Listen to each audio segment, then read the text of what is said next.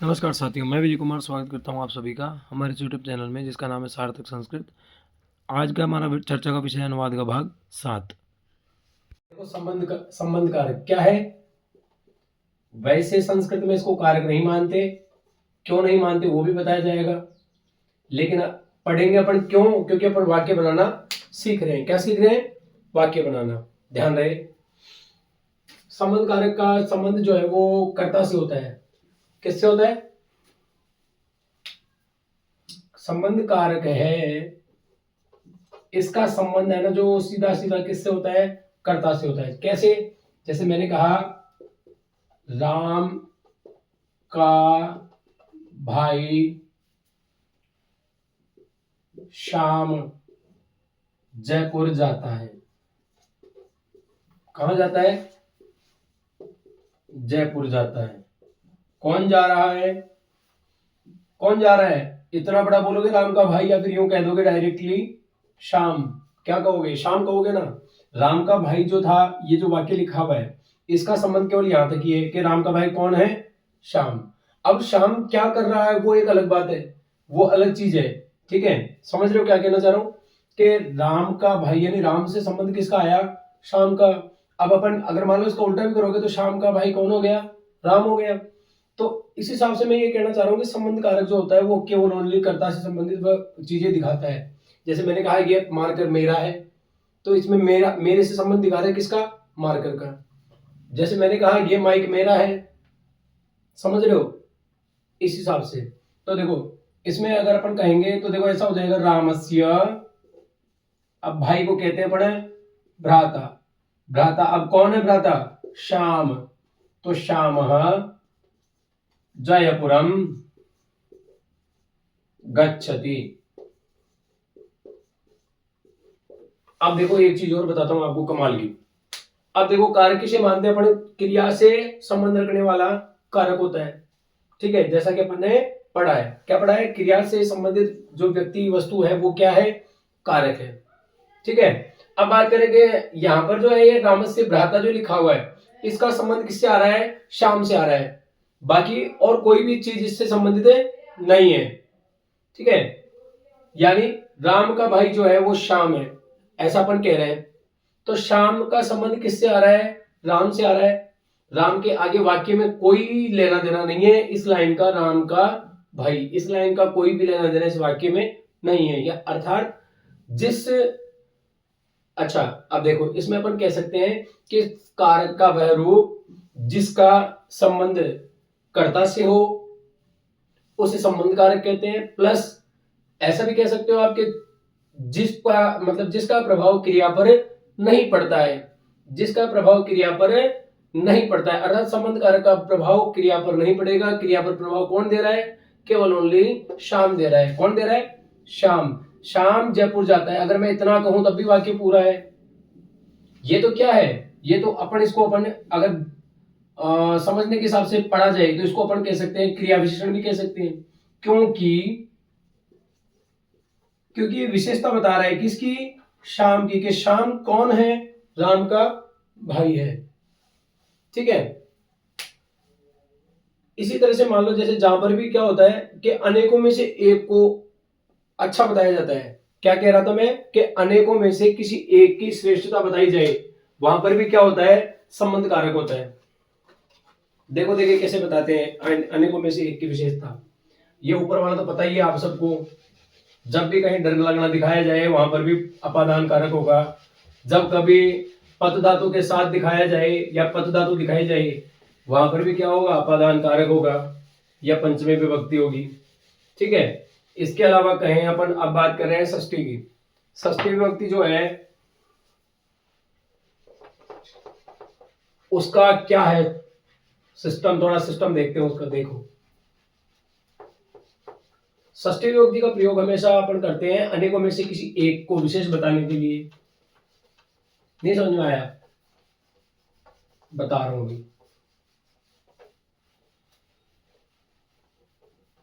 क्योंकि संबंध का चिन्ह क्या होता है? काके की रारेरी या यूं समझ लो इसका, इसके, इसकी, मेरा, मेरे, मेरी।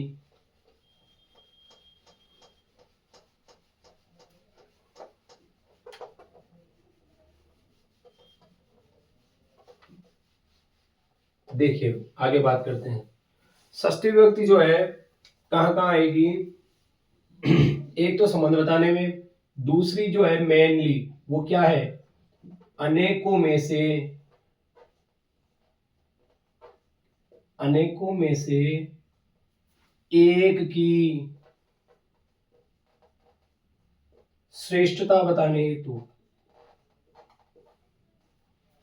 अनेकों में से एक की श्रेष्ठता बताने हेतु किसका प्रयोग करोगे आप? षष्ठी या सप्तमी दोनों आ जाएगी इसमें। देखो कौन कौन सी? षष्ठी या सप्तमी।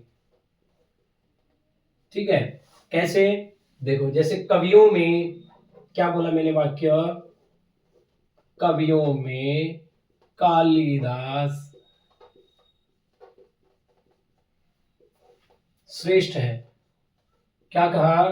कवियों में कालिदास श्रेष्ठ है। ठीक है,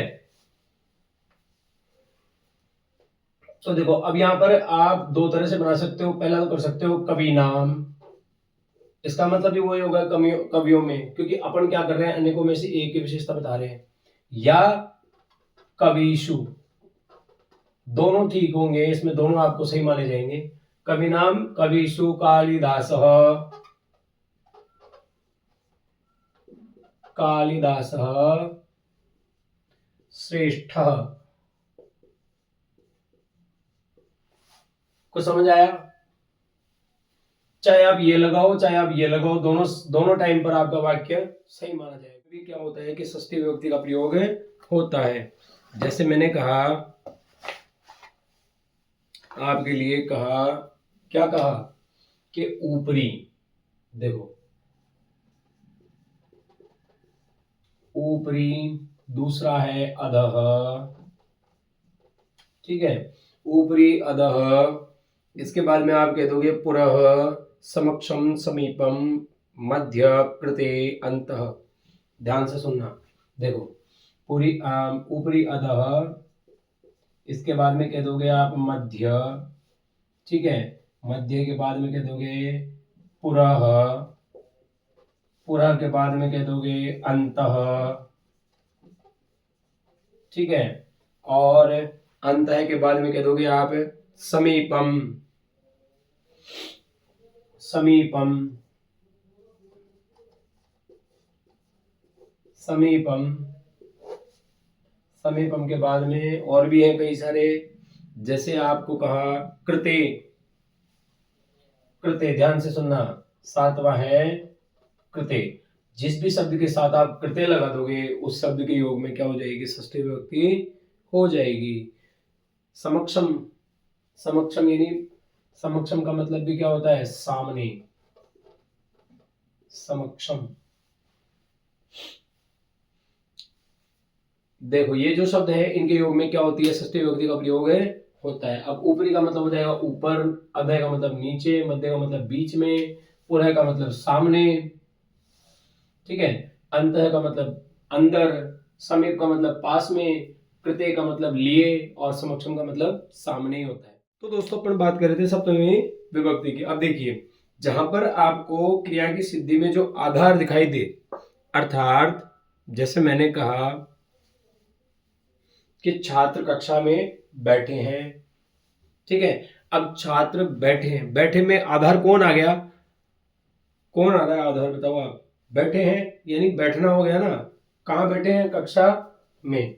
अब देखिए ध्यान से, आप कह सकते हो कि जहां पर आधार से संबंधित बात की जाए, आधार से संबंधित, अब कैसे? या यूं कहते हैं अपन दूसरा, कि जहां पर किसी की स्थिति बताई जाए। क्या बताना है? स्थिति। जहां पर क्या दिखाई जाए? स्थिति दिखाई जाए, वहां पर भी क्या करोगे आप? सप्तमी विभक्ति का प्रयोग करोगे। तीसरा काम क्या है? कि जहां पर अनेकों में से एक को श्रेष्ठ बताया जाए। ध्यान से सुनना, अनेकों में से किसी एक को किसी एक को क्या दिखाया जाए, श्रेष्ठ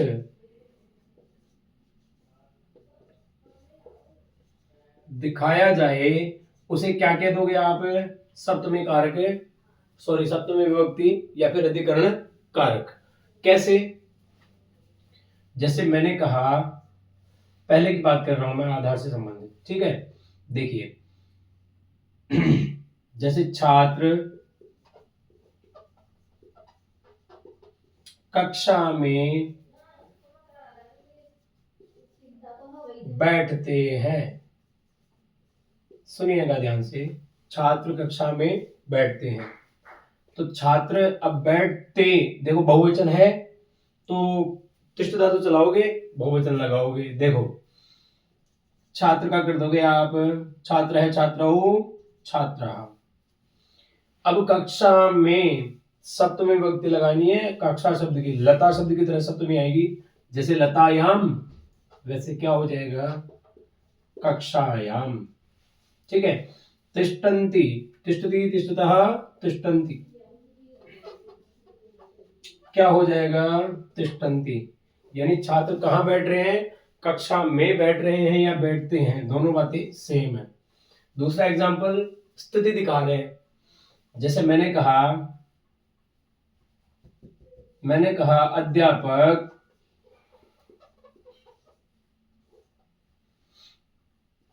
कक्षा में पढ़ा रहा है, अध्यापक कक्षा में पढ़ा रहे हैं। अब कौन है और कहां पढ़ा रहे हैं, देखो अध्यापक है तो अध्यापक अध्यापकौ अध्यापकाः, अध्यापकाः कक्षा में, कक्षाओं में नहीं है, कक्षा में, तो क्या आ जाएगा, कक्षायाम, क्योंकि यहां पर अपने एक वचन का प्रयोग भी कर सकते हैं। उसका रीजन क्या है, क्योंकि अध्यापक अपने से बड़े होते हैं ना, इस वजह से पढ़ा रहे हैं। अब पढ़ने में तो चलती है पठ धातु, और पढ़ाने में चलती है पाठ धातु, पाठयति पाठयत पाठयन्ति, तो अध्यापकाः कक्षायाम पाठयन्ति हो जाएगा एक बार, तो अगर कर्ता बहुवचन रखोगे तो क्या हो गया रे, पाठयन्ति, ये भी सही माना जाएगा। दूसरा, अगर आप इसका वैकल्पिक रूप बना रहे हो, जैसे मैंने कहा अध्यापकः, क्योंकि अध्यापक अकेला ही पढ़ाएगा एक क्लास में, दो चार थोड़ी आ जाएंगे। अब कक्षायाम, अब पाठयन्ति का क्या लगा दो आप यहाँ पर, एक वचन, क्या हो जाएगा, पाठयति। अध्यापक कक्षा में क्या कर रहे हैं, पढ़ा रहे हैं, दोनों का मतलब एक ही है। बात कर रहे हैं अनेकों में से एक की श्रेष्ठता बताने हेतु। तीसरा वाक्य में लिखने जा रहा हूं, जैसा कि इधर लिख देते हैं, जैसा कि छात्राओं में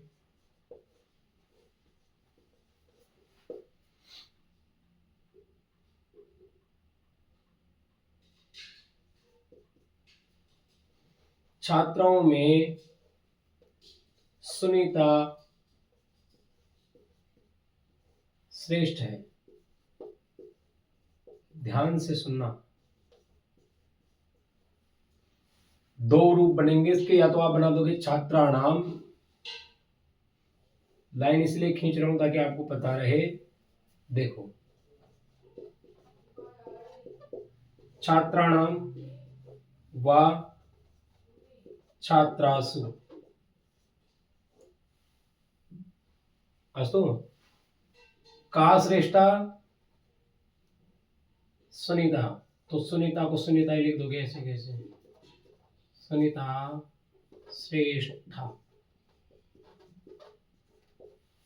अस्तु। इस हिसाब से चलते हैं। अब जैसे मान लो इसके और भी एग्जाम्पल करने हैं अपने को, कोई दिक्कत नहीं है, अपन कर सकते हैं।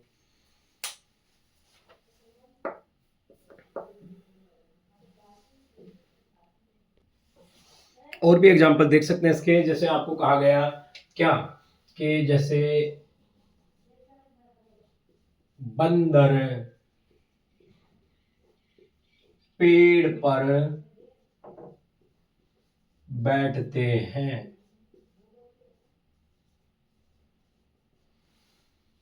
ठीक है, तो बंदर को कह दोगे आप, क्या कह दोगे, वानर। अब वानर है, वानरऊ, वानराह, वानराह। पेड़ पर, वृक्ष बोलोगे ना तो वृक्ष की सप्त में लगाओगे, वृक्ष, क्योंकि राम की तरह चलाओगे ना तो वृक्ष। अब कर्ता क्या है, बहुवचन है, तो क्रिया भी बहुवचन की हो जाएगी, तिष्ठन्ति। ठीक है, इसी तरह से मान लो दूसरा वाक्य आपके लिए, हम सब, हम सब घर में रहते हैं।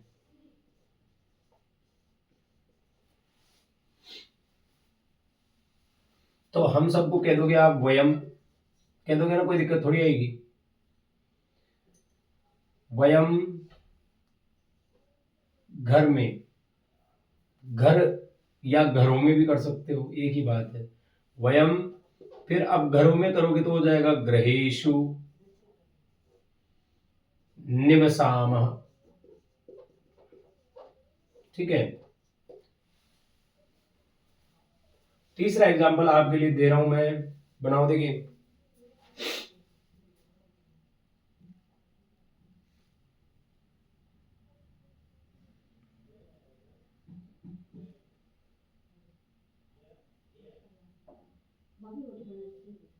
महेश का अपने मित्र में क्या है, विश्वास है।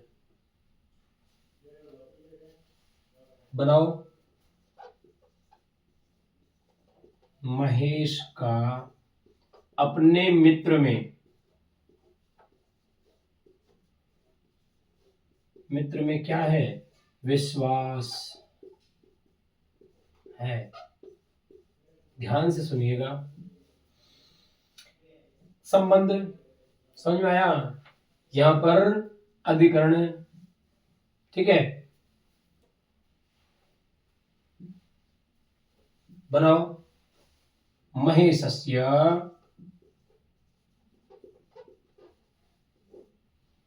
अपने को कहते हैं अपन, क्या कहते हैं, स्व, मित्र, मित्रम, मित्रे, मित्राणि, वही चलेगा। सप्तमी में क्या आएगा, मित्रे, अपने मित्र में या पर, एक ही बात है। स्वमित्रे विश्वास अस्ति। अब इस वाक्य में कर्ता पहचानो, देखिए कौन सा कर्ता है, जल्दी से पहचान के बताओ मेरे को भाई, ये है कर्ता। कमेंट करना है इस वीडियो के अंदर कौन सा कर्ता है इस वाक्य में, जल्दी से।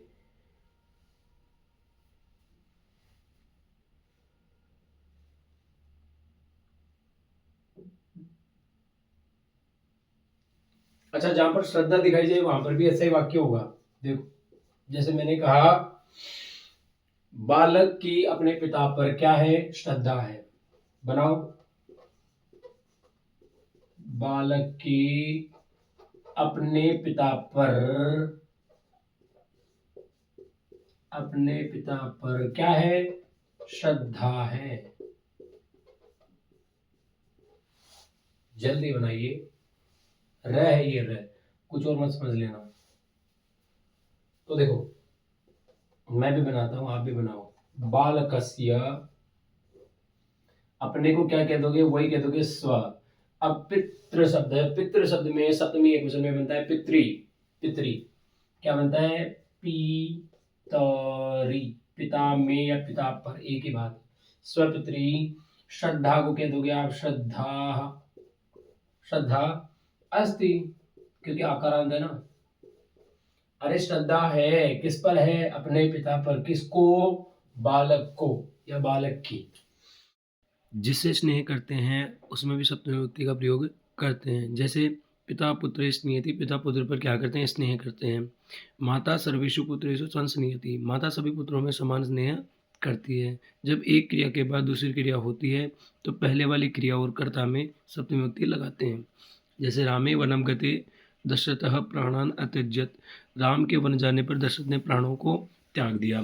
दूसरा है सूर्य अस्तम गते बालकः गृहम् अगच्छन्, सूर्य के अस्त हो जाने पर बालक घर चले गए। आज की वीडियो में इतना ही, मिलेंगे अगले वीडियो में, तब तक के लिए जय श्री राम, राधे राधे।